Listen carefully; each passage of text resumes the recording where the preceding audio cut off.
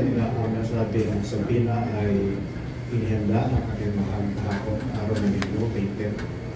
At makikita po natin sa nasabing sabina Lucis Teco na niyahalo na imbitahan si Senator De La Rosa na mag-appear sa CIDG National Headquarters sa araw po ng Huwebes o May 14, alas 10 na. Any question po? Sir, pag hindi siya pumunta? Sa amin ibigyan ng kapangyarihan ng Direktor ng CIDG, ito po ay maaaring makasuhan ng indirect contempt of court. Ito po ay base sa Republic Act 10970. Sir, connected ba sa ICC investigation yung issue? Wala po siyang connection sa nasabing issue o lumalabas po na ICC warrant of arrest issue. Ito po ay may kaugnayan sa mga tinutangko ng mga complainant. Kaugnay po ito ng mga usapin ng kanyang pagtungkulan bilang City Director ng Davao. Ito po ay usapin ng mga tinatawag po natin na death under investigation under the anti-illegal drug operation sa panahon ng siya ay nakukulang bilang City Director ng Davao. Sir, na-save na po ba? Yung? Saka saan? Ito po na. Makita po natin sa larawan sa video, naisilbi na po ng CIDG Region 11 sa kanya pong residence yung nasabi sa Pina. At kasabay po nito, hindi pa po nag-report yung ating pong mga CIDG dito sa NCR. Kung may naman ang pagsisilbi na nasabi sa Pina, dito naman po sa kanyang opisina sa Pasig. Nagkaroon na po ba ng coordination ng company ninyo kung CCTV po yun? Wala po.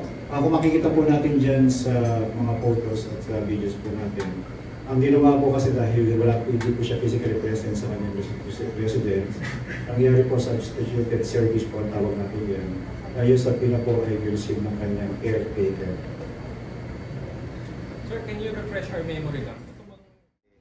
Sabi nila hindi raw nila i-receive. Hindi, ang copy lang, pero hindi sila nag-sign. Okay. So, hindi yun sila daw. nag-sign na natanggap nila yung kopya ng sabina. Tinanggap nila. Opo. Pero hindi sila nag-sign kasi yan ang instruction sa kanila. Oo. So, sir, pero sa inyo sir na end, dahil nakapag-iwan kayo ng kopya, ito po ba ay deemed received yung sabina? Sa part namin, it is them received. Kasi tinanggap nila. However, sa kanila na yun, kung makakarating kay Senador Bato o sa lawyer nila. So, it's up to them.